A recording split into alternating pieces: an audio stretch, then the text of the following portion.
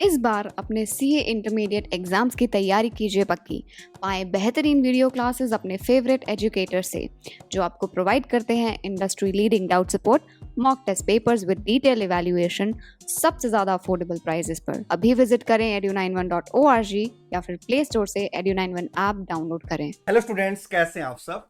Hope सब बहुत अच्छे होंगे, आपकी तरह अच्छे चल रही होगी। हाँ जी मेरे प्यारे प्यारे बच्चों, मैं सीएपीएस बेनीवाल इस वीडियो में आप लोगों के साथ डिस्कस करने वाला हूं कोविड-19 की वजह से एएस के क्वेश्चनों पे क्या क्या अफेक्ट आ सकते हैं।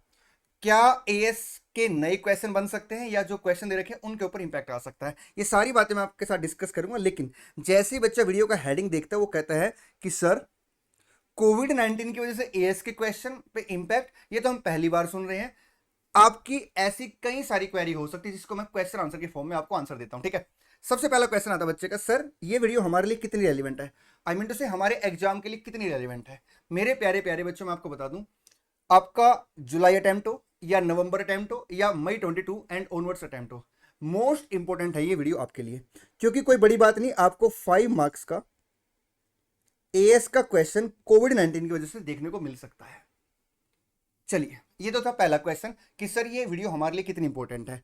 मेरे प्यारे बच्चों, में इस क्वेश्चन का आंसर फिर से रिपीट कर देता हूं कि ये मोस्ट इंपॉर्टेंट है। और एक चीज और देखिए आप ना, कोविड-19 का अगर एग्जाम में क्वेश्चन आता है तो बच्चा सोचेगा यार मैंने कभी सुना ही नहीं है, और वो उस क्वेश्चन से डर सकता साहब। लेकिन मैं बताऊं, अगर एग्जाम में कोविड-19 की वजह से कोई भी क्वेश्चन पे चेंज होता है, क्वेश्चन बनता है, वो एग्जाम का सबसे आसान क्वेश्चन होगा। क्योंकि वो बिल्कुल इजी सा क्वेश्चन होगा साहब, इजी सी केस स्टडी होगी एएस की, लेकिन बच्चे के लिए वो नहीं है, इसलिए बच्चा डर सकता है। तो सबसे पहले तो आपने कॉन्फिडेंस बिल्डअप करना कि अगर कोविड-19 का क्वेश्चन आ भी जाए तो आपने आराम से क्वेश्चन पढ़ना और उसका आंसर देना, ठीक है। और आप देखेंगे कि जितने मैं क्वेश्चन आपके साथ यहाँ पे डिस्कस करूँ, जो केस स्टडी आपके साथ डिस्कस करूंगा, आपको सबसे आसान वही लगेंगे, ठीक है। बस एक माइंड मेकअप है कि हाँ नई चीज है। सेकंड क्वेश्चन बच्चे का था, सर ये जो वीडियो है रेलिवेंट किसके लिए, ओल्ड कोर्स के लिए, न्यू कोर्स के लिए, इंटर अकाउंट या इंटर एडवांस अकाउंट। मेरे प्यारे बच्चों, ये वीडियो रेलिवेंट है old course as well as new course के लिए, inter account as well as advance account के लिए, इवन आईपीसीसी अकाउंट और आईपीसीसी एडवांस अकाउंट के लिए। क्योंकि मैंने ना एक चीज सोची कि मैं 2-3 वीडियो नहीं बना रहा कि पहले ओल्ड कोर्स के लिए अलग, न्यू कोर्स के लिए अलग, या फिर इंटर अकाउंट के लिए अलग, इंटर एडवांस अकाउंट के लिए अलग। क्योंकि मुश्किल से 7-8 क्वेश्चन है और 2-3 केस स्टडी और एक्स्ट्रा जिसमें मैंने क्वेश्चन नहीं डाले हैं। तो ये जो वीडियो है सबके लिए रेलिवेंट है। तीसरा जो बच्चे का मोस्ट इंपॉर्टेंट क्वेश्चन बन सकता है कि सर क्या ये अमेंडमेंट है। मेरी वर्डिंग बड़े ध्यान सुना दोस्त, सर क्या ये अमेंडमेंट है। मैं बता दूं, ये कोई भी अमेंडमेंट नहीं है। फिर से मेरी बात सुन लो, एएस में कोविड की वजह से अभी तक कोई अमेंडमेंट नहीं आई है, लेकिन कोविड की वजह से आप कुछ सिचुएशन ऐसी बन सकती है जिसमें आपके क्वेश्चन अफेक्ट हो सकते हैं, ठीक। तो वो कैसे कैसे अफेक्ट हो सकते हैं, मैं बड़ा सिंपल सा एग्जांपल देता हूं। आपके पास एक मशीन थी, ठीक है। कोविड-19 की वजह से लॉकडाउन हुआ, और लॉकडाउन होने की वजह से आपने उस मशीन को कुछ टाइम तक यूज नहीं किया, क्या उसका डेप्रिसिएशन बंद हो जाएगा? आपका जो प्रोडक्शन था साहब, एक तो नॉर्मल प्रोडक्शन होता है एस टू के अकॉर्डिंग, एक एक्चुअल प्रोडक्शन होता है। आपके लॉकडाउन की वजह से क्या हुआ, एक्चुअल प्रोडक्शन में गिरावट आ गई, तो क्या जो फिक्स्ड ओवरहेड है उसकी रिकवरी रेट में चेंज आएगा, उसका क्या इंपैक्ट लेना है। इस तरह के कुछ क्वेश्चन बन सकते हैं। जैसे मान लो आपने क्या किया, बोरोइंग ले रखी थी साहब, क्वालिफाई एसेट के ऊपर आप एक्सपेंडिचर इनकर्ड कर रहे थे, कुछ टाइम के लिए काम रुक गया, तो क्या उस केस में हमें सब्सटेंशन ऑफ कैपिटलाइजेशन करना चाहिए या नहीं करना चाहिए। इस तरह कुछ केस स्टडी है जो मैं आपके साथ डिस्कस करने वाला हूं। चलिए जी शुरू करते हैं। एक छोटी सी बात और मैं बताता हूं मैंने क्या किया। एक तो क्वेश्चन ड्राफ्ट किए, और साथ साथ में क्या किया साहब, जो जो क्वेश्चन ड्राफ्ट किए उसको समराइज फॉर्म में पहले ही डाल दिया, ताकि एग्जाम के दिन आपके मुश्किल से 10 मिनट लगेंगे, आपके सारे एएस रेडी हो जाएंगे। अगर मैं ग्रुप वाइज बात करूं तो 5 मिनट लगेंगे आपको, ठीक है। चलिए सबसे पहले एएस 2 की बात करते हैं, वैल्यूएशन ऑफ इन्वेंट्री। कोविड-19 की वजह से क्या क्या इंपैक्ट पड़ सकता है, आपने हर बात को बिल्कुल कॉमन सेंस से सोचना है। देखिए मेरी बात सुनना ध्यान से ना, ये अपना 1 अप्रैल 19 है, ये 31 मार्च 20 है, ठीक। हुआ क्या, यहां पे लॉकडाउन लग गया साहब मार्च में, ठीक है, मार्च एंड में जाके लगा, और उसके बाद साहब लॉकडाउन मई तक रहा, ठीक। चलिए अब मेरी कुछ बातें साहब आपसे ना, आप यहां पे एक इन्वेंट्री को सेल करते थे, हाँ सर बिल्कुल सेल करते थे। ईयर एंड पे इन्वेंट्री का वैल्यूएशन कैसे होता है, सर कॉस्ट और एनआरवी बीच एवरेज लोअर, बिल्कुल ठीक है। कॉस्ट कैसे निकलती है, सर कैसी बातें कर रहे हैं, सारे सारे जो डायरेक्ट एक्सपेंडिचर इनकर्ड किए हमने, to bring the inventory at its present location and condition, वो सारे खर्चे हम कैपिटलाइज कर देते हैं, जिसमें कुछ खर्चे मतलब कैपिटलाइज का मतलब बेटा यहाँ पे क्या है, इन्वेंट्री की कॉस्ट में ले लेते हैं, जिसमें कुछ खर्चे एक्सक्लूड कर रखे हैं उसको हम कंसिडर नहीं करते। ठीक, एनआरवी कैसे निकलती है सर? एनआरवी निकलती है expected selling price minus expected selling expenses. Sir एक बार लिख के दिखाओ इस चीज को, लो एनआरवी कैसे निकलती है? Expected selling price minus expected selling expenses. मैं ये पीडीएफ भी आप लोगों के साथ शेयर कर दूंगा, ठीक है। चलिए, अब एक्सपेक्टेड सेलिंग प्राइस आप कौन से वाला सेलिंग प्राइस लेते थे? मैंने आपको क्लास में समझा रखा बेटा, हम जो ये सेलिंग प्राइस लेते हैं पता कौन सा लेते हैं? जो इन्वेंट्री हमारे पास ईयर एंड पे होती है, ठीक है, वो जब अगले साल बिकेगी, अगर वो मेरी बुक्स ऑफ अकाउंट अप्रूव होने से पहले बिक जाती है तो हम उसी का सेलिंग प्राइस कंसीडर करते हैं। बिल्कुल ठीक है सर। अगर मान लो वो इन्वेंट्री बिकती नहीं है, सिमिलर आइटम बिकती है, तो हम सिमिलर आइटम का सेलिंग प्राइस ले लेते हैं, सब उसमें कुछ एडजस्टमेंट होती है तो वो कर लेते हैं। तीसरा, अगर सिमिलर आइटम भी यहाँ पे सेल नहीं होती तो हम क्या करते हैं? मैनेजमेंट एस्टिमेट लगाता करंट मार्केट सिनेरियो के हिसाब से, और उसके हिसाब से हम एक्सपेक्टेड सेलिंग प्राइस लेते हैं। अब हुआ क्या, जैसे कोविड-19 आया साहब, तो यहाँ पे इन्वेंट्री के सेल प्राइस गिर गए। हालांकि जो नेसेसिटी आइटम थी साहब हिंदुस्तान के अंदर, उनके प्राइस में इंक्रीमेंट आया था, लेकिन कुछ इंडस्ट्री सर ऐसी थी जिनका जो प्रोडक्ट था उसके सेलिंग प्राइस में गिरावट आ गई। तो क्वेश्चन क्या बन सकता है कि कोविड-19 की वजह से जो आपकी एक्सपेक्टेड सेलिंग प्राइस में गिरावट आई है, ठीक है, आप उसे कंसीडर करेंगे या नहीं करेंगे? आप अपनी कॉमन सेंस से बताओ। सर बिल्कुल कंसीडर करेंगे, क्योंकि एक्सपेक्टेड सेलिंग प्राइस का मतलब ही क्या है? जो सेलिंग प्राइस आपको यहां मिलने वाली है, और अगर आपने यहां माल सस्ता बेचा है या सिमिलर आइटम सस्ती बिकी है, या मैनेजमेंट को लगता है साहब कि अभी आइटम वो बिकी नहीं लेकिन आगे जब भी बिकेगी उसका सेलिंग प्राइस रिड्यूस होकर बिकेगा, तो साहब हम क्या करेंगे? उसे कंसीडर करेंगे।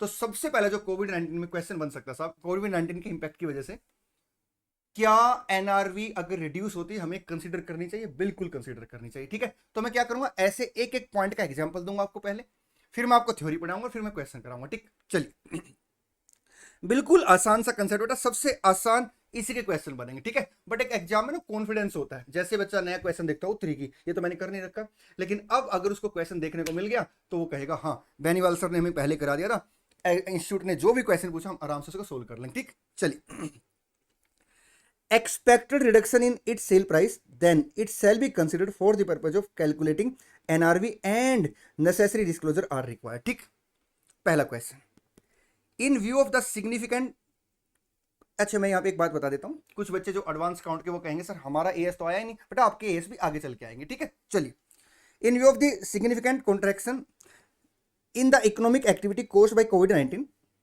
An entity expect sorry an entity expect, बेटा एक second, significant reduction in its sale in the near future, therefore it has decided to offer substantial amount of discount on its selling price or product and has made public announcement to this effect after 31st March 2020. How should the entity consider the this policy decision while measuring its inventory as of its annual financial reporting date 31st March 2020? AS2 require that inventory shall be measured at lower of cost and NRV. NRV is the estimated selling price in the ordinary course of business less the estimate cost of completion and estimate cost necessary to make the sale. ये WIP के लिए बात कर रहा साहब। ठीक, accordingly the current scenario entity may have to assess as to whether there is a decline in their future estimated selling price and if so written down of carrying value of inventory is required। और जब inventory को आप NRV value करते हैं तो कुछ disclosure देने होते हैं, आपको डिस्क्लोजर भी देना पड़ेगा। आप लिख सकते हैं साहब यहाँ पे एंड मैं साइड में लिख दूं, हाँ sir, and necessary disclosures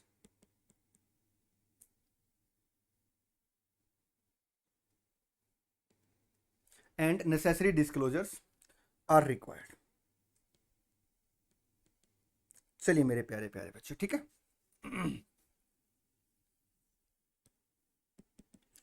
second question क्या बन सकता है? देखिए साहब मेरी बात को बड़े ध्यान सुनना, आप इन्वेंट्री में अगर बात करें फिक्स्ड ओवरहेड की तो उसको आप क्या करते थे सर? हम लोग ना रिकवरी रेट के बेस पे उसको बांटते थे। ठीक है, मेरा क्वेश्चन आप लोगों से, मान लेते मेरा जो फिक्स्ड ओवरहेड था वो 1 लाख था, ठीक है, मेरा एक्चुअल प्रोडक्शन 20,000 था, नॉर्मल प्रोडक्शन भी मेरा 20,000 यूनिट था, तो हम क्या करते थे 20,000 से डिवाइड करते थे, 5 रुपये मेरा क्या आ जाता था रिकवरी रेट, और एक्चुअल प्रोडक्शन से मल्टीप्लाई करके इन्वेंट्री कॉस्ट में चार्ज कर लेते, ठीक। अब सर जैसे ही लॉकडाउन लगा, अब प्रोडक्शन गिर गया। अब मान लो मेरा जो एक्चुअल प्रोडक्शन है वो सिर्फ 18,000 हो रहा है। अगर मेरा एक्चुअल प्रोडक्शन 18,000 हो रहा है, ठीक, तो मेरे प्यारे प्यारे बच्चों बताइए क्या रिकवरी रेट जो आएगा वो 18 पे आएगा, 20 पे आएगा? सर कैसी बातें करो, तो 20 पे आएगा। ओके, तो 20 पे ही आएगा, बट जो चार्ज होगा वो कितना होगा इन्वेंट्री में, वो 90,000 आ जाएगा, और बाकी जो 10,000 है 2,000 इंटू 5, ये आप क्या करेंगे P&L अकाउंट में चार्ज कर लेंगे।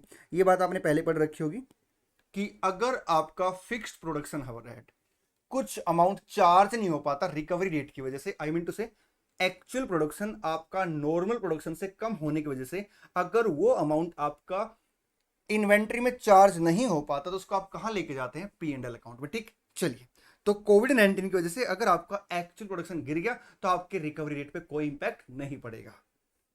देखिए क्या लिखता है, पहले थ्योरी पढ़ते हैं।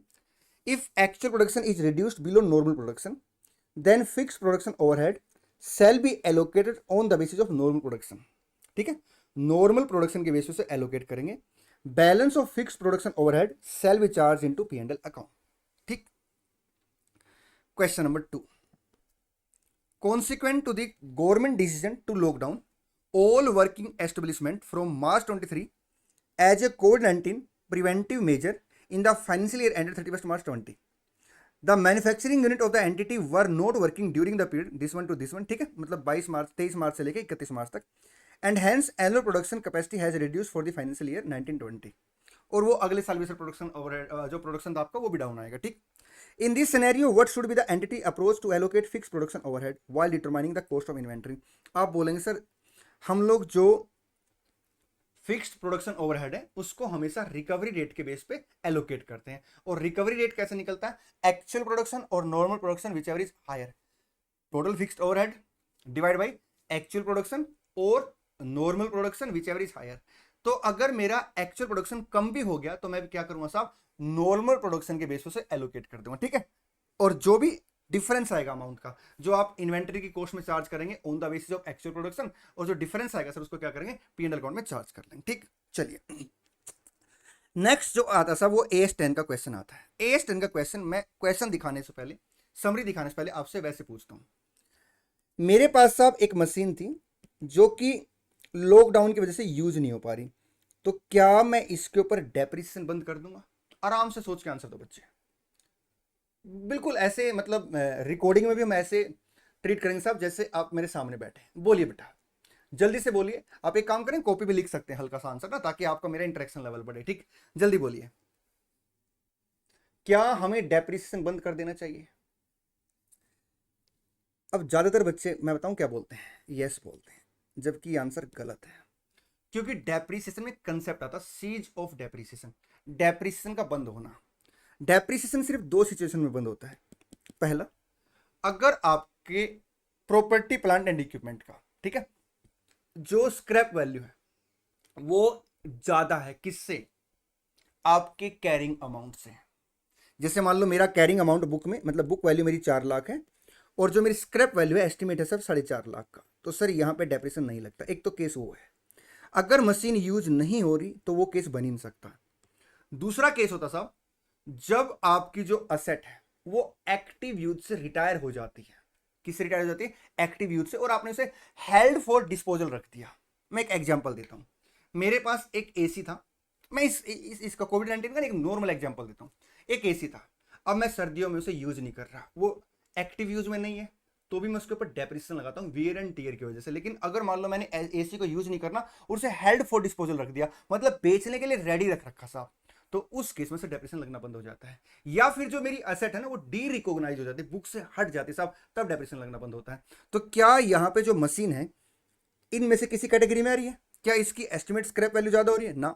दूसरा, क्या साहब ये जो मशीन है ये एक्टिव यूज से हट गई है? हाँ एक्टिव यूज से हट गई है, लेकिन क्या इसको आपने हेल्ड फॉर डिस्पोजल रख दिया, बेचने के लिए रख दिया? ना साहब। क्या ये डी रिकॉग्नाइज कर दी बुक से? ना साहब। तो क्या करेंगे आप? डेप्रिसिएशन कंटिन्यू रखेंगे, क्योंकि डेप्रिसिएशन वियर एंड टियर की वजह से आता है। लेकिन इसका एक एक्सेप्शन है, कुछ एंटिटी क्या करती साहब, अपनी असेट को डेप्रिशिएट करती किस रेशो में, किसके बेस पे, प्रोडक्शन ऑफ यूनिट के बेस पे।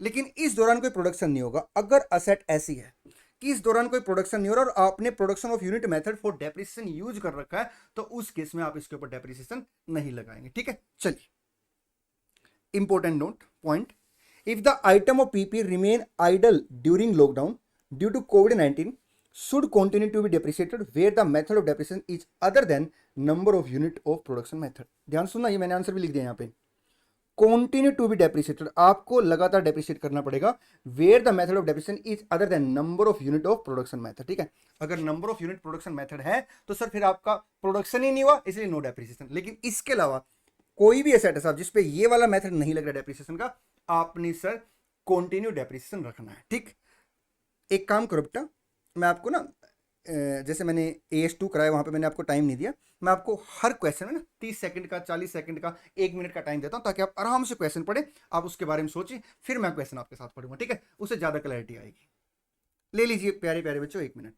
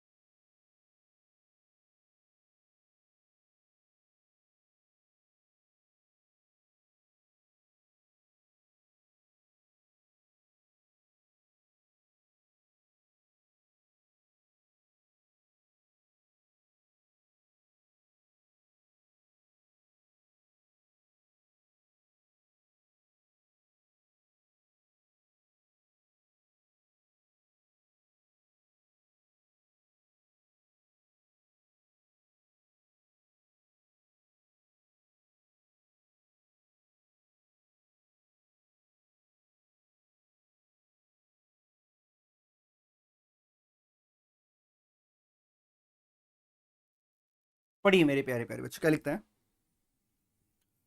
consequent to the government decision to lock down all working establishment from March 23, 20 as a COVID-19 preventive measure in the financial year ended 31st March 20, the manufacturing unit of the entity were not working and plant and machinery were lying idle during period March this one to this one। ठीक है, 22 मार्च से 23 मार्च से लेकर 31 मार्च तक आपकी machine use नहीं हो पाई। In this scenario should the entity discontinue depreciation these PP from the date of those have remained idle। आप मना कर देंगे साहब, क्योंकि डेप्रिसिएशन 2 केस में बंद हो जाता है। एक तो किस केस में, ये देखिए यहाँ से मैं पढ़ा ही देता हूँ आंसर में, ये ऊपर वाली बात बाद में पढ़ेंगे। ये देखिए, further depreciation of an asset cease in the following 2 cases, depreciation cease to be charge when asset residual value exceeds its carrying amount, depreciation of an asset cease at the earlier of the date that the asset is retired from active use and it is held for disposal and the date that the asset is derecognized। ठीक, इन दोनों में से जो भी घटना पहले घट जाती है। अच्छा, एक बात और मैं बताता हूँ, डीरिकॉग्नाइज का मतलब होता है जब आप अपने सेट को बुक से हटा देते हैं सब। ठीक, एक बात और मैं बताता हूँ आपको, अगर आपकी सेट पहले ही फुल्ली डेप्रिसिएट है, क्या ये केस बन सकता है? बिल्कुल बन सकता है साहब। कभी कभी क्या होता है, असेट फुल्ली डेप्रिसिएट होती है लेकिन आप उसको यूज करते रहते हैं, इसलिए इस पर डेप्रिसिएशन लगना बंद हो जाता है। अगर वो केस है तो भी सर डेप्रिसिएशन बंद हो जाएगा। आगे लिखते हैं, अदरवाइज डेप्रिसिएशन बंद नहीं होगा। और हाँ, प्रोडक्शन ऑफ यूनिट मेथड अगर आप लगा रहे हैं तो डेप्रिसिएशन बंद हो जाएगा। Should the entity suspend recognising depreciation for these item of PP which were depreciated by using a method other than number of unit production method such as straight line method, WDV method for the period those have remained idle। ठीक, therefore depreciation does not cease when the asset become idle or it's retired from active use but not held for disposal। हालांकि active use से हट गई साहब, लेकिन वो disposal के लिए नहीं रखी आपने। यहाँ पे देखिए बेटा, ये लाइन ध्यान से पढ़ना, retired from active use and is held for disposal unless the asset is fully depreciated. इसने इसी बात में, इसी में कंसेप्ट खत्म कर दिया। However, under usage method of depreciation, the depreciation charge can be zero while there is no production. Therefore, the asset continue to be depreciated even if remain idle unless the asset is fully depreciated. Therefore, even when the asset is idle, the same should be depreciated due to technical or commercial obsolescence and wear and tear during that period. ये मैंने आपको बताया था.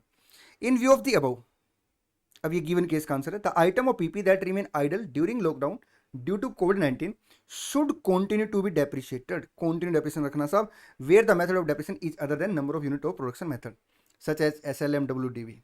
However, in case the depreciation is based on the number of unit of production method, where appropriate, the depreciation charge can be zero for the period when there is no production. ठीक.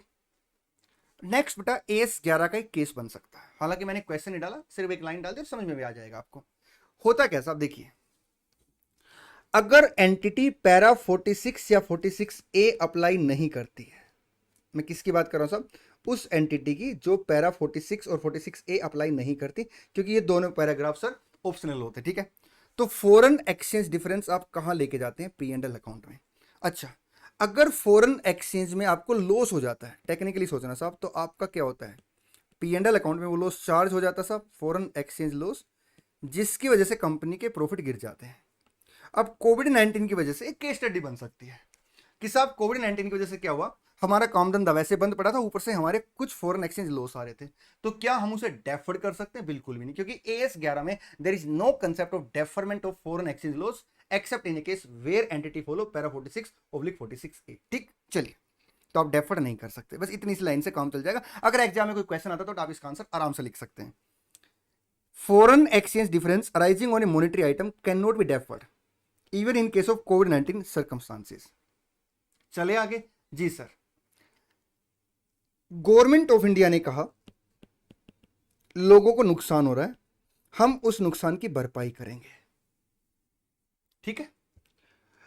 जो industry है वो बंद हो रही है साहब, हम उस इंडस्ट्री को जिंदा रखने के लिए कुछ मॉनेटरी हेल्प करेंगे. अगर गवर्नमेंट ऑफ इंडिया ऐसा कोई प्रपोजल लेके आती है तो क्वेश्चन उठता है कि क्या ये गवर्नमेंट ग्रांट बन गई. देखिए साहब, गवर्नमेंट ग्रांट कब मानी जाती है सर, जब कोई भी ऐसी असिस्टेंस जिसे गवर्नमेंट देती है साहब और उसकी वैल्यू को आइडेंटिफाई किया जाता, एसर्टेन किया जाता, वैल्यू कैलकुलेट की जाती है. ठीक. तो पहली कंडीशन सर, वो अगर गवर्नमेंट कोई भी प्रपोजल लेके आती है और उसकी वैल्यू एसर्टेन है तो गवर्नमेंट ग्रांट बन जाएगी, provided there should be certainty of collection and consideration. मान लो गवर्नमेंट ने अनाउंसमेंट कर दी और कुछ दिया नहीं साहब, या एंटिटी को नहीं लग रहा साहब कि वो पैसा आ जाएगा, तो उस केस में वो गवर्नमेंट ग्रांट नहीं बनेगी. ठीक. आइए मेरे प्यारे प्यारे बच्चे, पढ़िए. Accounting for government grant. If due to COVID-19 circumstances an entity receive any assistance from government whose value can be ascertained shall be recorded as a grant provided there is certainty of consideration and collection. सीधी सी बात है साहब, अगर government कोई ऐसी announcement लेके आती है तो आप गवर्नमेंट ग्रांट तब तक नहीं मानेंगे जब तक ये दो कंडीशन पूरी नहीं हो जाए. कौन कौन सी? सबसे पहले मैं इसको ब्लैक पेन से लिख के दिखा देता हूं, वैल्यू कैन बी एसर्टेन्ड. दूसरा, certainty of consideration and collection. चले जी सर. आइए मेरे प्यारे प्यारे बच्चों, AS16 ये मेरी एक क्वालिफाई एसेट है जिसके ऊपर कंस्ट्रक्शन का काम चल रहा है. ठीक है जी सर. कोविड-19 की वजह से सर यहां से लेके यहां तक काम रुक गया, तो क्या जो बोरोइंग कॉस्ट को मैं कैपिटलाइज कर रहा था उसको सस्पेंड कर दूं? देखिए साहब, AS16 ये कहता है अगर आपका काम रुकता है क्वालिफाई एसेट पे ड्यू टू नॉर्मल रीजन, तो उस केस में सर हम बोरोइंग कॉस्ट का कैपिटलाइजेशन कंटिन्यू रखते हैं. लेकिन अगर मान लो हमारा काम रुकता साहब ड्यू टू एबनॉर्मल रीजन, तो उस केस में बोरोइंग कॉस्ट को हम क्या करते हैं, उतने टाइम के लिए डेफर्ड कर देते हैं साहब, सस्पेंड कर देते हैं. मतलब उतने टाइम के लिए बोरोइंग कॉस्ट, जब तक एबनॉर्मल रीजन की वजह से काम रुका हुआ, उतना अमाउंट कहां चला जाता है, P&L अकाउंट में. ठीक है. चलिए, हालांकि इसमें एक एक्सेप्शन होता है कि अगर आपकी नेसेसरी एक्टिविटी चलती रहती है तो सर उतना बोरोइंग कॉस्ट जो नेसेसरी एक्टिविटी पे है उतना बोरोइंग कॉस्ट आप कंटिन्यू कैपिटलाइज करेंगे. लेकिन अगर मान लो यहाँ पे एग्जाम के पॉइंट ऑफ व्यू से बात करूं, ठीक है, क्योंकि वो आपको प्रैक्टिकल लाइफ में देखना होता है साहब कि नेसेसरी एक्टिविटी चल रही थी या नहीं चल रही थी. अगर कोविड-19 की वजह से काम रुकता है तो आप बोरोइंग कॉस्ट को क्या करेंगे, सस्पेंड करेंगे. जी सर. आइए AS16 पढ़िए बेटा, जल्दी से क्वेश्चन पढ़िए. ये थ्योरी में पढ़ा देता हूं. इफ ड्यू टू कोविड-19 circumstances an entity suspend the active development of the qualify asset. ठीक है. एक्टिव डेवलपमेंट क्वालिफाई एसेट की सर अगर क्या होती है, सस्पेंड कर देती है वो, कैपिटलाइजेशन ऑफ बोरिंग को shall be suspended during suspended period. ठीक. पढ़िए क्वेश्चन, ले लीजिए बेटा, एक मिनट आराम से पढ़िए.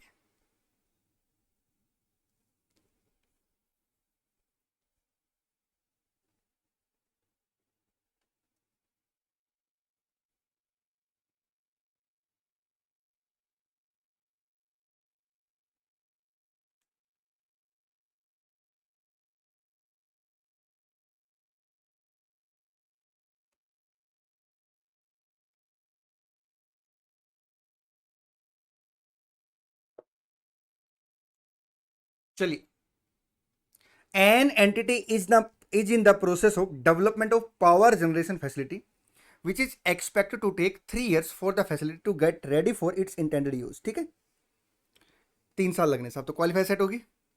In order to fund this huge expenditure, the entity have borrowed substantial amount of money and has been capitalizing the borrowing cost as per AS 16. Borrowing cost in view of the reduced demand for its product over next 1 year and also the lockdown of the manufacturing unit due to onset of global pandemic recently, the entity has suspended the active work on the development of this power generation facility since 1 month before the end of the current financial year. ठीक है, 1 month के लिए sir उसने क्या किया, suspend कर दिया इसको. ठीक, कैपिटलाइजेशन को, मतलब वर्क को जो आपकी एक्टिव डेवलपमेंट थी. ठीक, the entity has decided to keep this project in abeyance for another 6 month. However it continue to incur the borrowing cost. ठीक है भैया, जो इसने लोन दे रखा है वो तो ब्याज ले रहा कंटिन्यू, ये कह रहा है वो. In view of the fact that suspension of active development of the power generation facility is caused by the act of God, ठीक, and nature, can the entity continue to capitalize the borrowing cost that is continue to incur? नहीं साहब, क्योंकि अगर abnormal reason की वजह से, जैसे हमने आपको क्लास में बता रखा साहब कि अचानक क्या हुआ, बाढ़ आ गई, 4 महीने तक आपका काम रुक गया, तो अगर 4 महीने तक अगर आपका काम रुक गया साहब, तो उस केस में आप क्या करते हो, है तो सर गॉड ऑफ एक्ट वो भी, जो बाढ़ आ गई. ठीक है, तो उस केस में सर आप क्या करते हो, कैपिटलाइजेशन रोक देते 4 महीने तक. तो सेम ऐसे यहाँ पे आ जाएगा. Borrowing costs that are attributable to the acquisition, construction or production of a qualified asset are capitalized as a part of the cost of that asset. ठीक है, ये आ गया AS 16 की लैंग्वेज. किसके बारे में सब, क्वालिफाइड एसेट के बारे में. All other borrowing costs should be expended in the period incurred. should be expended का मतलब है P&L अकाउंट में चार्ज कर लेंगे वो amount. Considering the entity decision to suspend the active development of the qualified asset for 7 months, it cannot continue to capitalize the borrowing cost incurred this extended period, regardless of the fact that the situation is caused by factor beyond its control. सब देखिए, entity ये कहना चाह रही है कि क्योंकि ये फैक्टर मेरे कंट्रोल में नहीं है, इसलिए मैं बोरोइंग कोस्ट को कंटिन्यू कैपिटलाइज करना चाहती हूँ. यही तो AS 16 कहता साहब कि एबनॉर्मल रीजन का मतलब क्या है, किसी ऐसे रीजन से काम रखना जो आपने इनिशियली सोचा नहीं था, और वो generally reason sir, abnormal reason हमेशा बियॉन्ड कंट्रोल ही होते हैं. तो कोविड-19 में सर एक क्या है, एक तरीके से आपके बियॉन्ड कंट्रोल रीजन है. आप क्या करेंगे, बोरोइंग कोस्ट का कैपिटलाइजेशन सस्पेंड कर देंगे. मतलब ड्यूरिंग दैट पीरियड जहां पे काम नहीं हुआ साहब कोविड-19 की वजह से, आपकी एक्टिव डेवलपमेंट ऑफ कंस्ट्रक्शन रुक गई है, तो वहां पे आप क्या करेंगे, उतने अमाउंट को बोरोइंग कोस्ट को P&L अकाउंट में चार्ज कर देंगे, मतलब सस्पेंड कर देंगे कैपिटलाइजेशन. ठीक, चलिए नेक्स्ट क्वेश्चन AS 26 का आता है. मेरी बात को बड़े ध्यान से सुनना साहब. कोविड-19 की वैक्सीन बनाने में कंपनियां जुट गई साहब. ठीक है, एक कंपनी ने क्या किया, वैक्सीन बनाने के ऊपर, रिसर्च के ऊपर खर्चा कर दिया.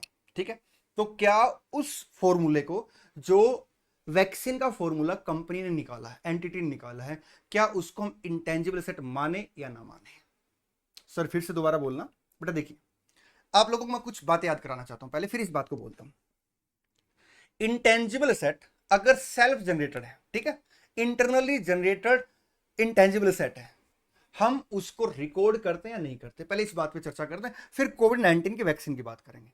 सर कोई भी इंटेंजिबल एसेट अगर इन हाउस डेवलप किया आपने ना, तो दो तरह की होती है. एक वो जिसके ऊपर आपने कॉस्ट इनकर्ड की है, और एक वो जिसके ऊपर आपने कॉस्ट इनकर्ड नहीं की. जिसके ऊपर आपने कॉस्ट इनकर्ड नहीं की उसको AS 26 रिकॉर्ड करने से मना करता है. गुडविल हो गया, ब्रांड नेम हो गया, ठीक है, चलिए पब्लिशिंग टाइटल हो गया, कुछ ऐसे इंटेंजिबल एसेट है साहब जिसको आप इन हाउस डेवलप करते हैं, तो उस केस में AS 26 ये कहता है अगर खर्चा रिसर्च फेज का है तो आप क्या करेंगे, अमाउंट को P&L अकाउंट में चार्ज कर लेंगे. अगर खर्चा डेवलपमेंट फेज का है तो आप क्या करेंगे, सर डेवलपमेंट फेज का अगर खर्चा है तो उसे आप कैपिटलाइज कर देंगे to the extent of expected benefit. ठीक है, कहां तक कैपिटलाइज कर देंगे साहब, to the extent of expected benefit, जिसको हम प्यार से फेयर वैल्यू भी बोल सकते हैं साहब. ठीक है, चलिए अब कोविड-19 की अगर कोई भी एंटिटी वैक्सीन बनाने का फॉर्मूला तैयार करती है, तो सबसे पहले बताइए क्या उसे रिकॉर्ड करे या ना करे. सबसे पहले चेक करेंगे ये किस कैटेगरी में आएगा, कोस्ट इनकर्ड वाली में या कोस्ट नॉट इनकर्ड वाली में. सर ये आएगा कोस्ट इनकर्ड वाली में, मतलब कोस्ट नॉट इनकर्ड में नहीं है, नहीं है तो मतलब रिकॉर्ड करना पड़ेगा. ठीक, अब रिकॉर्ड करने के लिए आपको क्या देखना पड़ेगा, सबसे पहले देखना पड़ेगा क्या डेवलपमेंट फेज आ गया या नहीं आया. अगर सर डेवलपमेंट फेज आ गया तो जिस दिन डेवलपमेंट फेज स्टार्ट हुआ साहब वहां से लेके और अभी तक आपने जो खर्च किया उसे आप कैपिटलाइज कर देंगे to the extent of expected benefit. लेकिन रिसर्च फेज तब भी आप कहां लेके जाएंगे, P&L अकाउंट में। और डेवलपमेंट फेज की कुछ कंडीशन दे रखी साहब, ठीक है। चलिए अब आपके ऊपर मैं छोड़ देता हूं, बताइए कोविड-19 की वजह से कोविड-19 की अगर वैक्सीन बनाने का कोई फॉर्मूला एंटिटी जनरेट करती है तो आप आंसर क्या लिखेंगे? सर हम आंसर ये लिखेंगे, रिसर्च फेज है अगर तो सारा अमाउंट P&L में जाएगा। रिसर्च फेज अगर खत्म होगी, डेवलपमेंट फेज स्टार्ट हो गई है, तो रिसर्च फेज का अमाउंट आपका कहां चला जाएगा, P&L अकाउंट में, और डेवलपमेंट फेज का अमाउंट कहां चला जाएगा, कैपिटलाइज हो जाएगा to the extent of expected benefit, ठीक है। चलिए मेरे प्यारे प्यारे बच्चों, अब मैं इसका क्वेश्चन लेके आता हूं। थ्योरी बेटा इसकी पढ़ लेना, कोई नहीं, आसान सी वही है जो मैंने लिखवाया आपको ना। आइए प्रैक्टिकल क्वेश्चन ले लीजिए, 1 मिनट पढ़िए आराम से।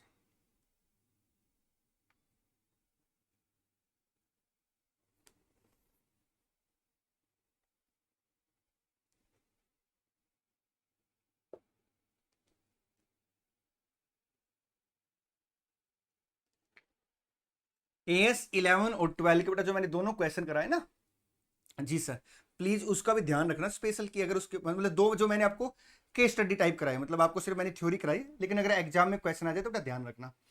फॉरेन एक्सचेंज डिफरेंस आपका डेफर्ड नहीं होगा, एज इट इज जो ट्रीटमेंट पहले करते थे वही होगा। और गवर्नमेंट ग्रांट, अगर कोई गवर्नमेंट मदद करते साहब तो आपको दोनों कंडीशन देखनी पड़ेगी, पहली सर उसकी वैल्यू कैलकुलेट हो पाए, एसर्टेन हो पाए, और दूसरा साहब certainty of collection and consideration हो, ठीक। चलिए इस क्वेश्चन को पढ़िए आराम से अपना।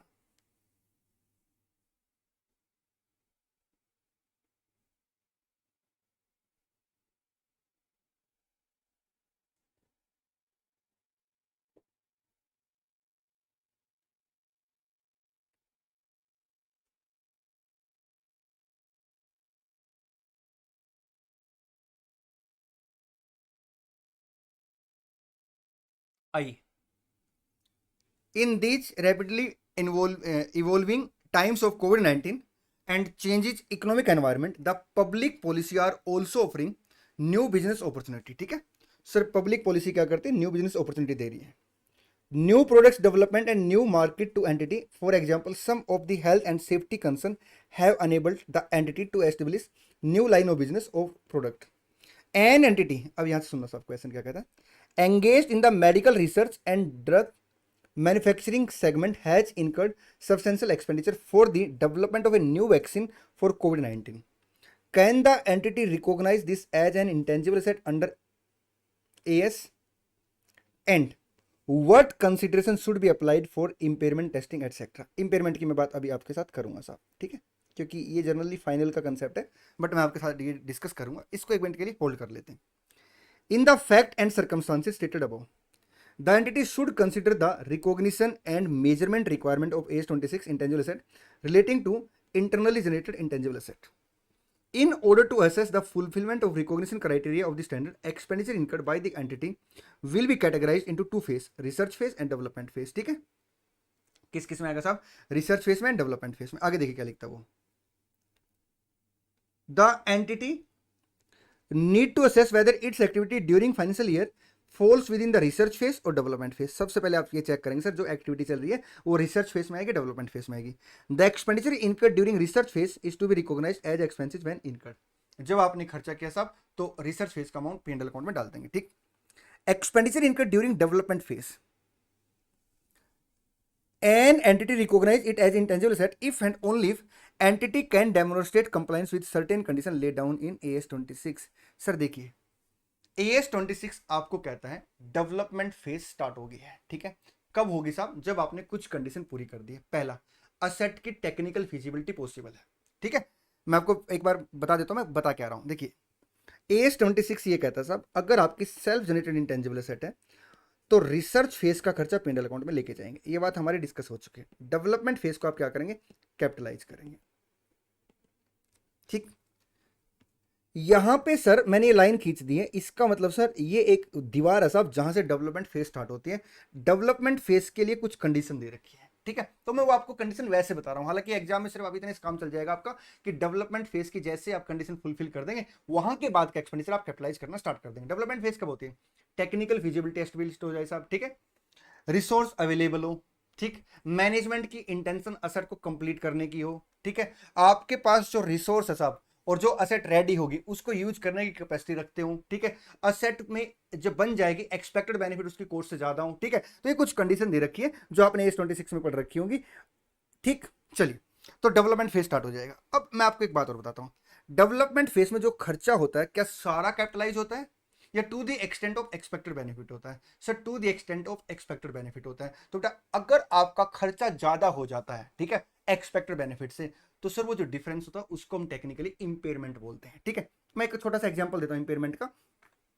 हालांकि इंपेयरमेंट एक डिटेल्ड कंसेप्ट है, लेकिन इंटर के बच्चे के लिए सर हल्के से काम चल जाएगा। मेरे पास, मैं कुछ ढूंढ रहा था, मोबाइल देख रहा, मोबाइल अभी है नहीं मेरे पास। एक मोबाइल है साहब, ठीक है। वो मोबाइल मैंने 10,000 रुपए का खरीदा था और उसकी लाइफ मान लो 5 साल है, ठीक है सर।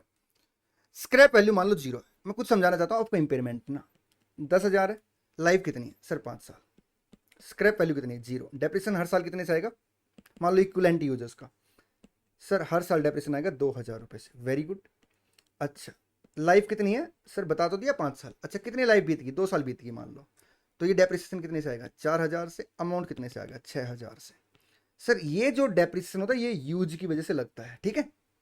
अब हुआ कैसा, मैं मोबाइल पे ना बात करते हुए मार्केट में जा रहा था, अचानक एक बाइक वाला आया और मैं ऐसे बात कर रहा था, भाई साहब यहां से टकराया और मेरा मोबाइल गिर गया, और मोबाइल गिर के सर वो डैमेज हो गया। अब मैं उसे मार्केट में बेचूं तो आज के दिन सिर्फ वो 3,500 रुपए का बिकेगा। तो 2,500 क्या बन गया साहब, 2,500 बन गया साहब आपका इंपेयरमेंट, ठीक है। ये है सर एक तरीके से फेयर वैल्यू। अब मैं इसको डेवलपमेंट के हिसाब से समझाता हूं। मान लो डेवलपमेंट पे आपने 100 करोड़ रुपए खर्च कर दिए, एक्सपेक्टेड बेनिफिट जो लग रहा है आपको सर 80 करोड़ लग रहा है, तो जो 20 करोड़ बेटा उसका आप क्या करेंगे, इंपेयरमेंट करेंगे, ठीक है। देखिए क्या लिखता है, if the total cost accumulated under development and implementation phase is higher than the recoverable amount. Recoverable amount का मतलब सर ये जो अमाउंट है, अगर असेट को आज बेचे मार्केट में तो कितने की बिकेगी, ठीक है। Considering the price of vaccine, volume and competition, appropriate provision for impairment should be made even in respect of the in-process intangible asset under development। बिल्कुल, ये आप लोगों ने पढ़ रखा होगा कि अगर असेट कंप्लीट नहीं होती है रेंट पे, तो भी सर डेवलपमेंट फेज का खर्चा कहाँ जाएगा, अंडर डेवलपमेंट चला जाएगा साहब। तो भी वो खर्चा सर कहां तक कैपिटलाइज होगा, to the extent of expected benefit, जिसको हम टेक्निकली क्या बोलते हैं, रिकवरेबल अमाउंट। तो बाकी जो अमाउंट है सर वो आपका कहां चला जाएगा, P&L अकाउंट में। एग्जाम्पल के तौर पर सर वैक्सीन की रिसर्च पे 30 करोड़ रुपए खर्च हुए, P&L। वैक्सीन की खोज पे सर अभी चल रही है लेकिन डेवलपमेंट फेज स्टार्ट हो गई है, 100 करोड़ रुपए सर खर्च कर दिया हमने, और एक्सपेक्टेड बेनिफिट जो हमें लग रहा है सर वो 80 करोड़ का लग रहा है, तो 20 करोड़ का सर इंपेयरमेंट आ जाएगा, वो कहां चला जाएगा सर, P&L अकाउंट में, ठीक।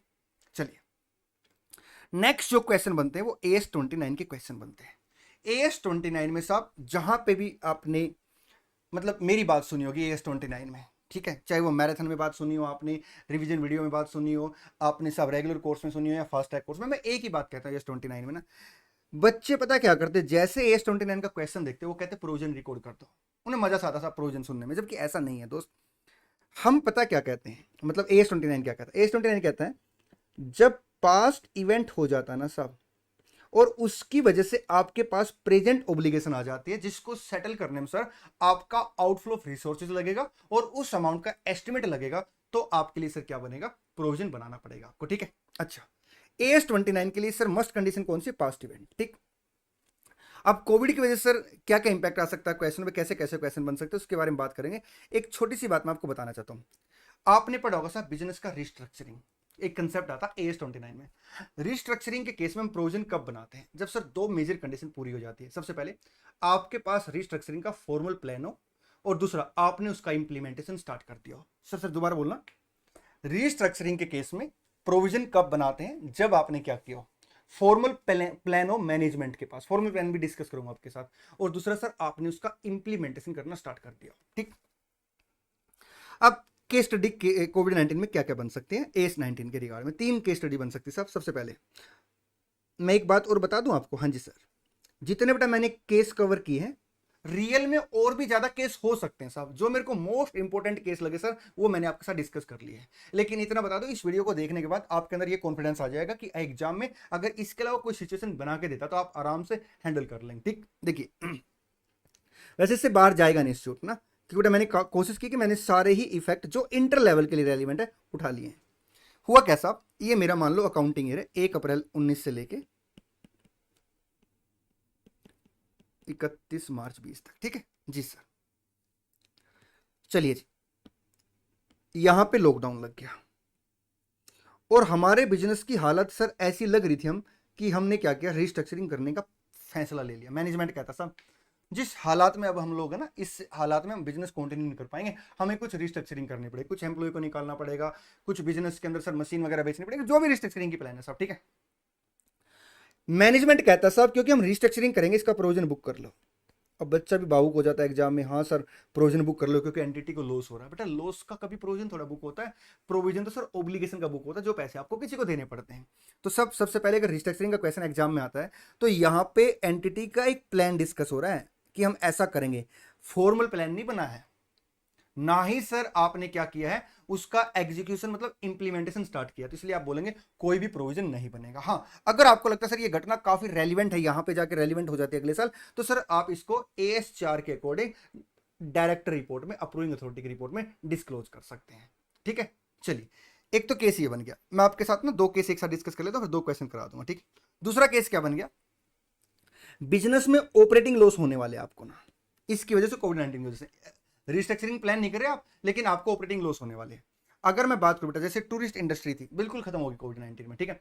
होटल इंडस्ट्री साहब काफी नुकसान हुआ उनको ना, अब उनको पता कि आगे चल के उनको एक्सपेक्टेड लॉस दिखाई दे रहे हैं साहब, ठीक है। तो क्या उसका प्रोविजन बुक कर ले? बिल्कुल भी नहीं।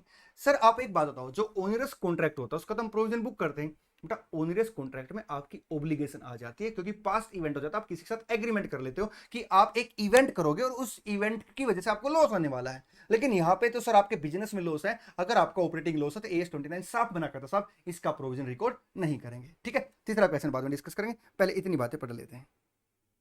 आइए इंपॉर्टेंट पॉइंट में पहला पॉइंट, इफ ड्यू टू कोविड-19 circumstances entity has only a plan of restructuring, entity के पास प्लान है रिस्ट्रक्चरिंग का, हैज ओनली ए प्लान, केवल प्लान है, then no provision shall be recorded due to lack of detailed formal plan. Sir detailed formal plan होना चाहिए sir, ये answer मैं डिस्कस कर लूंगा आपके साथ में, for restructuring and start to implement the restructuring plan, ठीक। Second, if there is expected future operating loss, ठीक है, ऑपरेटिंग लॉस है साहब आपको एक्सपेक्टेड फ्यूचर में, ठीक है, then no provision shall be recognized. However, an expectation of future operating loss might be an indication for impairment. There is expected future operating loss, but no provision, क्योंकि an expectation of future operating loss might be an indication of for impairment. ये मैं बताता हूँ ये क्या है, देखिए sir क्या है। मेरे पास एक होटल है साहब, ठीक है, मैं उसको चलाता हूँ, ठीक। अब मेरे को लग रहा है साहब इसमें लॉस होने वाला है, तो क्या लॉस का प्रोविजन बुक करेंगे? बिल्कुल भी बुक नहीं करेंगे सर, ये बात हमें अच्छे से समझ में आ गई, ठीक। लेकिन एक बात बताओ बेटा, इंपेयरमेंट होता क्या है, मैं आपको थोड़ा सा और बताता हूं इंपेयरमेंट का मतलब क्या होता है। सब इंपेयरमेंट में कुछ इंडिकेटर होते हैं, इंडिकेटर ये कहते हैं कि साहब अगर आपके सेट में इंडिकेटर एग्जिस्ट है तो इसका मतलब क्या है कि जो आपकी असेट की बुक वैल्यू है रियल में उतनी वैल्यू है ही नहीं, इसलिए आप उसका इंपेयरमेंट करो। एग्जाम्पल के तौर पर सर मेरा एक ट्रक है, ठीक है सर, उसका एक्सीडेंट हो जाता है, अब मैंने उसको दिखा रखा साहब किस पे, बुक वैल्यू पे, लेकिन रियल में क्या वो उतने का होगा? नहीं होगा, तो आप उसका इंपेयरमेंट कर लो, ठीक। AS28 पता क्या कहता है, चलो मैं और डिटेल में लेके चलता हूं। AS28 ये कहता है कि अगर आपके असेट में इंडिकेशन ऑफ इंपेयरमेंट है तो आप क्या करेंगे, इंपेयरमेंट निकालेंगे, जिसका फॉर्मूला होता है carrying amount minus recoverable amount. Carrying amount का मतलब होता है बुक वैल्यू, चलो थोड़ा सा ज्ञान देते हैं आपको। रिकवरेबल अमाउंट का मतलब होता है उस असेट की रिकवरी। रिकवरी कैसे होती है, तो बेच के होती है या यूज करके होती है, ठीक है। मान लो मेरी असेट की बुक वैल्यू 1 लाख है, असेट को अगर मैं आज रिकवरी करना चाहूं तो कैसे करूंगा, या तो बेचूंगा या यूज करूंगा। अच्छा बेचूंगा तो 80,000 की बिक रही है, यूज करूंगा तो 90,000 रुपए आ रहे, तो आप क्या पसंद करेंगे सर, यूज करना, तो 90,000 आ गया। बेचूंगा तो 80 की बिकेगी, लेकिन अगर यूज करूंगा सर सिर्फ 65 की ही यूजफुल वैल्यू उसकी, तो मैं क्या करूं सर 80 में बेच दूंगा उसको। तो हायर लेते साहब हम किस किस को, सेलिंग प्राइस को और यूज वैल्यू को, ठीक है। तो जो डिफरेंस आता है वो हमारा डिफरेंस क्या आ जाता है, आपका इंपेयरमेंट लॉस आ जाता है। अच्छा अब आप मेरी बात सुनो, इंपेयरमेंट के इंडिकेटर क्या क्या हो सकते हैं सर, एक तो एक्सीडेंट वाला केस बता दिया मैंने आपको, दूसरा सर क्या होता है मार्केट में उस सेट की वैल्यू का गिर जाना। जैसे मान लो हमारा एक सिनेमा हॉल है साहब, नॉर्मल सा एक सिनेमा हॉल था, ठीक है। अब हुआ क्या साहब कि मल्टीप्लेक्स सिनेमा आ गया हमारी सिटी में, हर जगह मल्टीप्लेक्स सिनेमा साहब, तो हमारे नॉर्मल सिनेमा में कौन आएगा, उसकी वैल्यू गिर गई टेक्नोलॉजी की वजह से। आपको एक प्रैक्टिकल एग्जांपल देता हूं, आपके पास एक प्रॉपर्टी दिल्ली के अंदर है, एक प्रॉपर्टी सर आपके पास है मान लो जयपुर के अंदर, और एक प्रॉपर्टी है सर मान लो आपके पास हिमाचल के किसी गांव के अंदर, ठीक है। क्या तीनों की रेंटल इनकम सेम होगी? नहीं सर, रेंटल इनकम अलग होगी, और रेंटल इनकम अलग होगी इसलिए सर उनकी मार्केट वैल्यू अलग होगी। दिल्ली की प्रॉपर्टी सर 2 करोड़ की हो सकती है, जयपुर की प्रॉपर्टी सर 1.5 करोड़ की हो सकती है, और सर हिमाचल के अंदर प्रॉपर्टी सर 50 लाख की हो सकती है, ठीक। अच्छा एक बात बताओ, अब जैसे कोविड-19 आया साहब, मान लो मेरे पास एक प्रॉपर्टी थी, मैं उसको किराए पे देता था और वहां से किराया 20,000 रुपये महीना आता था। अब सर उसका किराया गिर गया सर, 12,000 रुपये हो गया, तो क्या उसकी मार्केट वैल्यू नहीं गिरेगी? सर बिल्कुल गिरेगी। तो वो जो मार्केट वैल्यू गिरेगी वो इंपेयरमेंट कहलाएगा।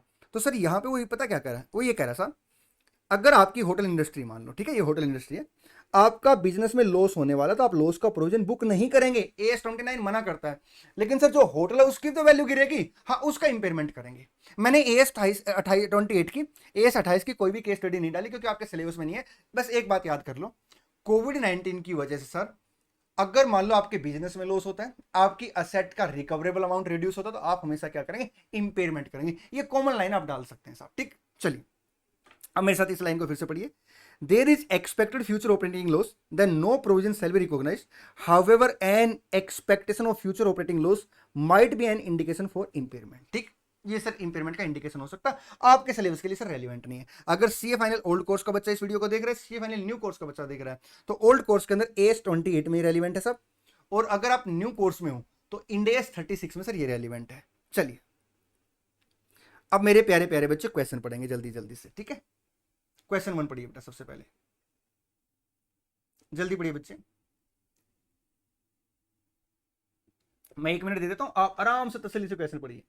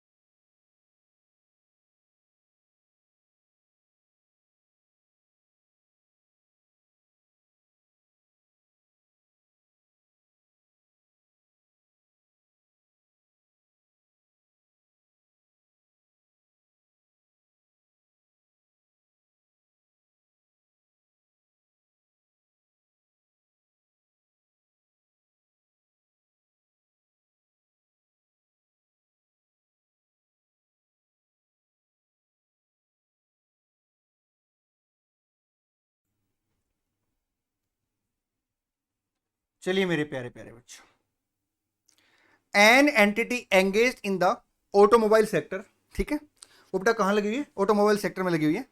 Has assess the impact of कोविड-19 outbreak on its future viability of business model, ठीक। Senior management has identified the need for restructuring, but identify किया, कोई फॉर्मल प्लान नहीं हुआ। Some of its business activity and retrenching its employ in many area, sir वो काफी सारे area में employ को निकालेंगे। Senior management is drawing up a plan for consideration of the board of directors in their meeting scheduled in May 20, which is subsequent to the reporting date of the current financial year 31st March 20. Can the entity recognize provision for restructuring cost? बिल्कुल भी नहीं साहब, restructuring coast का कोई भी provision नहीं बनेगा क्योंकि there is no formal plan and कोई भी इंप्लीमेंटेशन नहीं हुआ है। पढ़िए क्या लिखता है। In accordance with AS29 provision contingent liability and contingent asset, a constructive obligation to restructure arise only when entity has a detailed formal plan for restructuring identifying the business or part of business concern, the principal location affected, ठीक है, the location function and approximate number of employees who will be compensated for terminating their service। पता क्या होता है दोस्त, restructuring coast को आप provision क्यों बनाते हैं? जैसे मान लो हमने फॉर्मल प्लान कर लिया साहब, हम एम्प्लॉय को 15 दिन के बाद निकाल देंगे, ठीक है, और ये घटना मान लो फरवरी की, एक मिनट कोविड-19 को छोड़ देते हैं, ठीक है, फरवरी 20 की घटना है साहब, ठीक है, हमने कहा साहब हम अगले 15 दिन के अंदर एम्प्लॉय को निकाल देंगे, ठीक है। अब सर जब आप एम्प्लॉय को निकालेंगे तो आपको उनको क्या देना पड़ेगा सर? कंपनसेशन देना पड़ेगा साहब, ठीक है, तो उस कंपनसेशन का आपको प्रोविजन बनाना पड़ेगा अगर आप उसकी पेमेंट सर अगले साल जाके करते हो।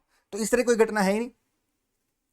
The expenditure that will be undertaken and when the plan will be implemented and has raised a valid expectation in those affected that it will carry out the restructuring by starting to implement that plan or announce its main feature of those affected by it, ठीक। बेटा ये पता क्या AS29 का provision दिया है। Further AS29 provide ये तो बताया साहब कि अगर कोई भी आपका क्या है फॉर्मल प्लान वगैरह तो आपको उसका प्रोविजन क्रिएट करना पड़ेगा। इसके बारे में सर आगे डिटेल में क्या कहता हूँ। Further AS29 provide that a management और board decision to restructure taken before the end of the reporting period does not give rise to constructive obligation at the end of the reporting period unless the entity has before the end of the reporting period start to implement the restructuring plan or announce the main feature of the restructuring plan to those affected by it in a sufficiently specified manner to raise a valid expectation in them and that the entity will carry out the restructuring। ठीक, चलिए in the given case since कोविड-19, अब एक in the given case का answer साहब बड़े ध्यान सुनना।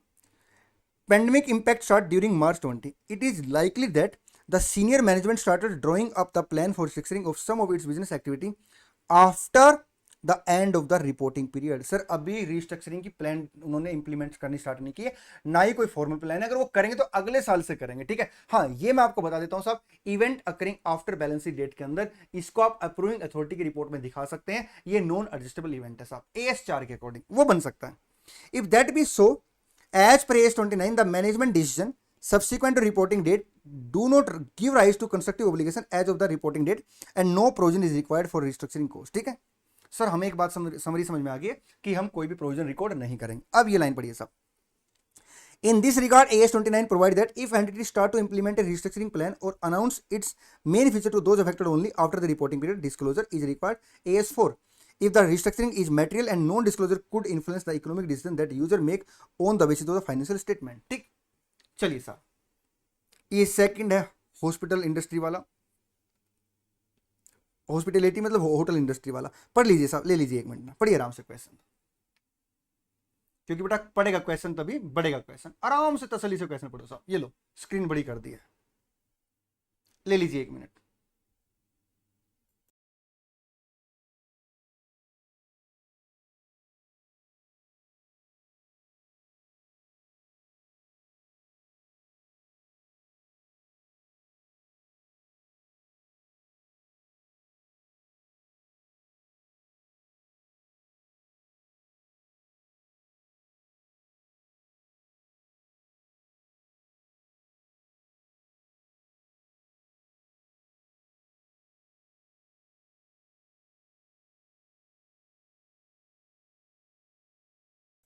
चलिए, an entity engaged in tourism and hospitality is heavily dependent upon the tourism from India traveling overseas and foreign national visiting India।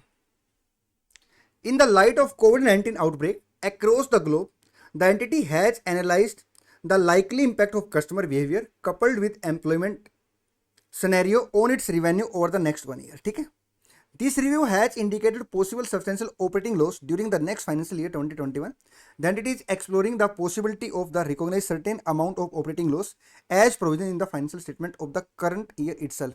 Company कह रही है साहब कि हमें पता लग गया अगले साल ऑपरेटिंग लॉस होने वाले हैं, तो हम उसका प्रोविजन इसी साल रिकॉर्ड करना चाहते हैं। गलत बात है साहब, इस साल आप प्रोविजन रिकॉर्ड नहीं कर सकते, क्योंकि ऑपरेटिंग लॉस का प्रोविजन आप रिकॉर्ड नहीं कर सकते। AS29 कहता है प्रोविजन आप तब रिकॉर्ड करेंगे जब 3 कंडीशन पूरी हो जाएगी। कौन कौन से सर? पहला पास्ट इवेंट हो, सेकंड प्रेजेंट ऑब्लिगेशन हो, ठीक है, और पास्ट इवेंट ऐसे बोल सकते हैं इसको ना, एक कंडीशन कंबाइन है, present obligation due to past event पहला। दूसरा, इसको सेटल करने में आपके आउटफ्लो ऑफ रिसोर्सेज लगे, और तीसरा साहब इसका एस्टिमेट पॉसिबल हो। आप मेरी बात में बड़े ध्यान सुनना, आपकी कोई भी ऑब्लिगेशन नहीं है सब किसी को पैसा देने की, कोई कॉन्ट्रेक्चुअल ऑब्लिगेशन नहीं आपके पास आई यहाँ पे। ठीक है, चलिए, और वैसे भी AS29 ने सर स्पेशल मना कर रखा कि ऑपरेटिंग लॉस का प्रोविजन आप रिकॉर्ड नहीं कर सकते। देखिए क्या लिखता है, AS29 define a liability as a present obligation of the entity arising from past event, the settlement of which is expected to result in an outflow from the entity of resources embodying economic benefit। Further, in AS29, a provision is required to be recognized only when the following conditions are met: present obligation as a result of past event, outflow of resources चाहिए सब, और estimate लग सकता है। However, ये देखिए most important line है साहब, ये it has been specifically provided in AS29 that provision for future operating loss shall not be recognized since the same do not meet the definition of liability and also conditions set out for recognizing provisions। ठीक है, in the given case the entity in the light of COVID-19 outbreak across the globe after the review expected that there might be possible substantial operating loss during the next financial year. In this scenario, for loss expected in the next financial year, entity cannot create provision for operating loss in the current financial year itself in accordance AS29। हाँ, AS28 के according sir आप asset का क्या कर सकते हैं, impairment कर सकते हैं। ठीक है, चलिए मेरी बात को बेटा बड़े ध्यान से सुनना। आपने एक चैप्टर पढ़ा होगा इंश्योरेंस क्लेम का। हाँ सर, वहां पे आपने कंसेप्ट पढ़ा होगा claim for loss of profit. जी sir, claim for loss of profit वो होता क्या है सर? बिजनेस में जैसे आग लग जाती है, ठीक है, और उसके बाद जो हम प्रॉफिट पहले कमा रहे थे वो प्रॉफिट नहीं कमा पाते, उसका हमें क्लेम मिलता है। सब आप मेरी बात को सुनो, AS29 के एंगल से सोचते हैं। अगर आपने सर पॉलिसी ले रखी claim for loss of profit, ठीक है, या मैं ऐसे बोल दूं policy of loss of profit, अगर आपने कोई भी ऐसी पॉलिसी ले रखी, ठीक है जी सर, तो उस केस में आप क्लेम कब लेते हो? सब जनरली ना इसमें ना ये होता है, अगर कोई भी पेंडेमिक सिचुएशन होती है साहब और उसकी वजह से लॉस हो जाता है तो आपको क्लेम मिल जाता है। ठीक है, लेकिन वो क्लेम कब मिलता है? जब सर इंश्योरेंस एंटिटी उसमें सर्टेन कर देती है, ठीक है, कि आपको एक क्लेम मिलेगा। अब आप मेरी बात सुने, AS29 में कंसेप्ट आता साहब रिम्बर्समेंट का। रिम्बर्समेंट के केस में आप असेट कब रिकॉर्ड करते हैं? जब आपके पास वर्चुअल सर्टेनिटी आ जाती है। ठीक है, अब यहां पे वो कह रहा है साहब कि आपने claim for loss of profit policy ले रखी थी और आपको लॉस हो गया साहब लॉकडाउन की वजह से, ठीक है, कोविड-19 की वजह से। तो क्या जो आपको लॉस हो गया उसके अगेंस्ट जो क्लेम है उसको आपको रिकॉर्ड कर लेना चाहिए। आप मेरी बात को बड़े ध्यान सुने, AS29 ये कहता है साहब कि अगर आपको कोई भी क्लेम मिलने वाला है, ठीक है, तो आप उसे केवल तब रिकॉर्ड करेंगे जब वर्चुअल सर्टेनिटी आपके पास आ जाएगी। अभी सर कोविड-19 में जब 31 मार्च 20 की अगर हम बात करें तो उस टाइम तक तो इंश्योरेंस कंपनियां डिसाइड ही नहीं कर पा रही थी कि वो इसका क्लेम देंगी या नहीं देंगी, इसलिए सर आप उस क्लेम को रिकॉर्ड नहीं करेंगे। ठीक है, चलिए थ्योरी पढ़ेंगे फिर क्वेश्चन पढ़ेंगे। The entity should recognise loss of profit recovery as an asset only if it is virtual certain, that is the insurance entity has accepted the claim and will meet its obligation. Sir वो ready है claim को accept करने के लिए और obligation के लिए, otherwise it will be considered as a contingent asset. और कॉन्टिजेंट असेट को हम अपनी बुक्स में रिकॉर्ड नहीं करते, इवन डिस्क्लोज भी नहीं करते। ठीक है, डायरेक्ट रिपोर्ट में आता है हालांकि। पढ़िए क्वेश्चन नंबर 3, पढ़िए बेटा, 1 मिनट ले लीजिए फिर से और आराम से पढ़िए इसको।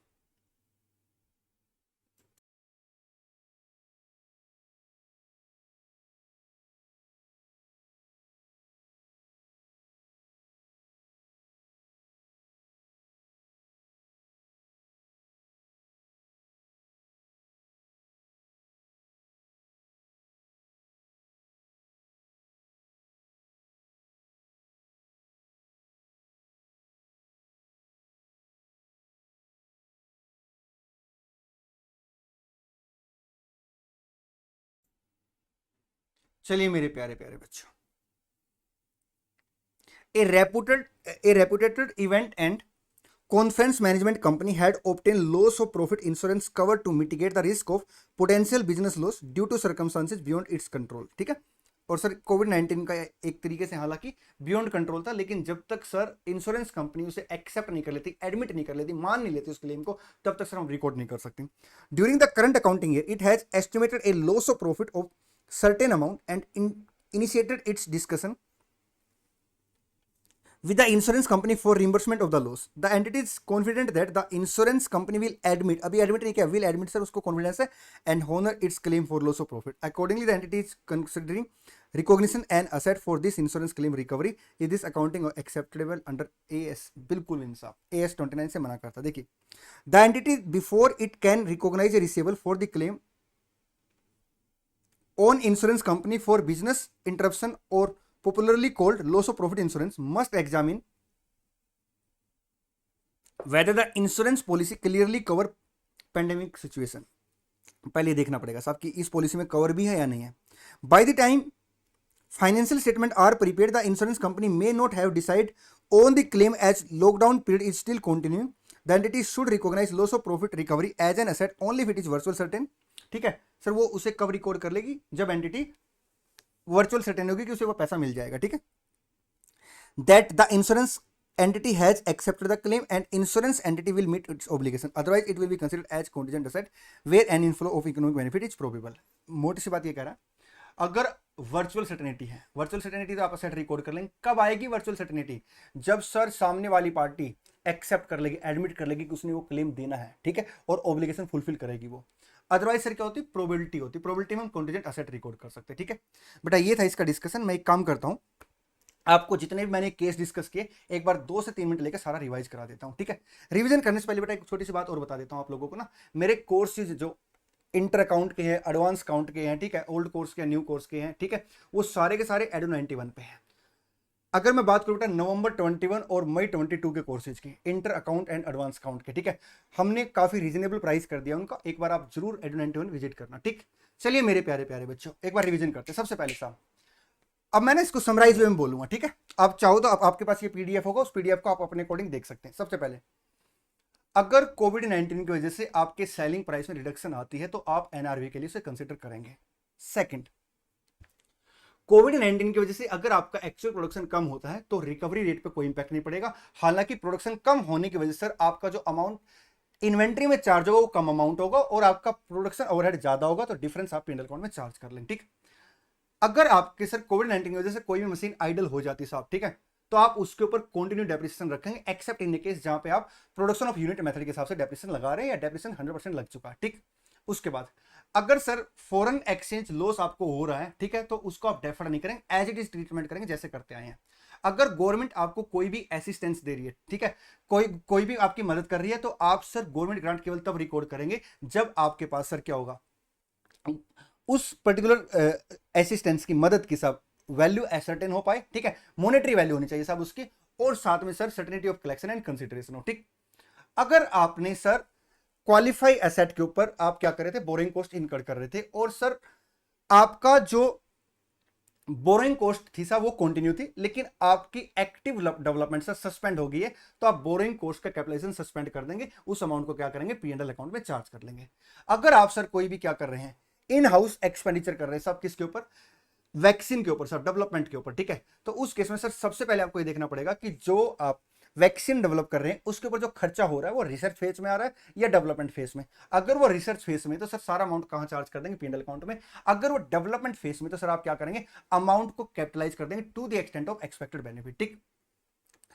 साहब अगर आप बिजनेस की रिस्ट्रक्चरिंग कर रहे हैं कोविड-19 की वजह से, अगर आप क्या कर रहे हैं, बिजनेस की रिस्ट्रक्चरिंग करें कोविड-19 की वजह से, और अभी तक कोई भी फॉर्मल प्लान सर आपका नहीं बना और उसका इंप्लीमेंटेशन स्टार्ट नहीं हुआ, तो आप रिस्ट्रक्चरिंग कॉस्ट का कोई भी प्रोविजन नहीं बनाएंगे।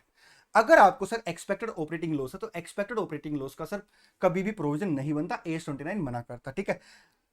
अगर आपका sir claim for loss of profit policy आपके पास है, जब तक आपके पास वर्चुअल सर्टेनिटी नहीं आ जाती तब तक आप असेट रिकॉर्ड नहीं करेंगे। अगर प्रोबेबिलिटी है तो सर कॉन्टिजेंट असेट आप दिखा सकते हैं डायरेक्टर रिपोर्ट में। आप मेरी बात सुनना, साहब वर्चुअल सर्टेनिटी कब आएगी, जब इंश्योरेंस कंपनी सर इस बात के लिए आपको सर्टेन कर देगी कि उसने क्लेम को एडमिट कर लिया साहब, और वो अपनी ऑब्लिगेशन को सेटल करेगी, ठीक है।